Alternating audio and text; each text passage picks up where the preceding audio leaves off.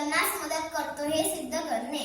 साहित्य: एक खोलगट भांडे, मेणबत्ती, माचीस, काचेचे ग्लास आणि रंगीत पाणी. कृती: एका बशीसारखे खोलगट भांडे घेतले, त्यात मेणबत्ती उभी केली, बशीत पाणी भरले,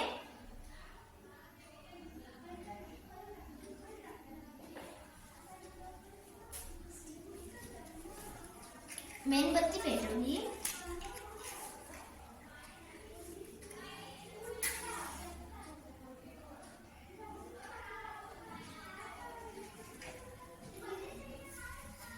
मेणबत्तीवर एक काचेचा ग्लास उभा ठेवला.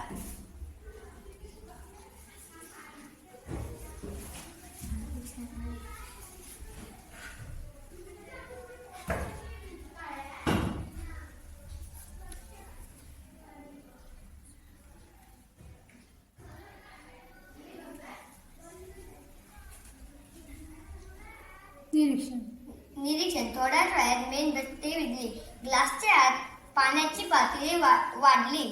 अनुमान: ग्लासातील ऑक्सिजन वायू संपल्यामुळे मेणबत्ती विझली. हे सिद्ध होते की ज्वलनास ऑक्सिजन वायूची आवश्यकता असते. नमस्कार. काही वस्तू पाण्यात तरंगतात तर काही वस्तू पाण्यात बुडतात हे सिद्ध करणे. साहित्य: पट्टी, कर्कटक, पेन्सिल, चमचा, रबर बँड, माचीची कांडी, नाणी, काठी, टोक यंत्र, खोडबल.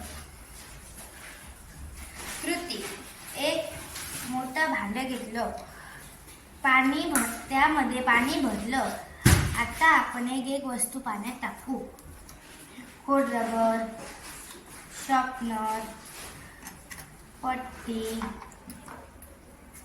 पेन्सिल, नाणं, रबर बँड, माशीची काठी, चमचा आणि टोकयंत्र. निरीक्षण: जड वस्तू तळाशी गेल्या व हलक्या वस्तू वर तरंगत राहिल्या. अनुमान: काही वस्तू पाण्यात तरंगतात तर काही वस्तू पाण्यात बुडतात हे सिद्ध झाले. नमस्कार. प्रयोगाचे नाव: बंदिस्त जागेतील द्रव पदार्थावर दाब दिला तर जागा मिळेल, तेथून द्रव पदार्थ बाहेर पडतो हे सिद्ध करणे. साहित्य: पाण्याची बाटली आणि एक स्ट्रॉ. कृती: एक पाण्याची बॉटल घेतली,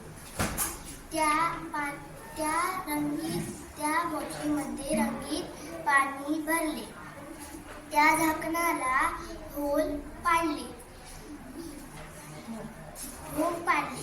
त्याच्या आतमध्ये स्ट्रॉ बसवली.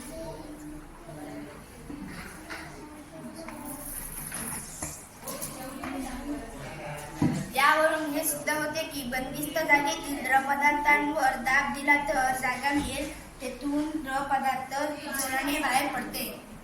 धन्यवाद.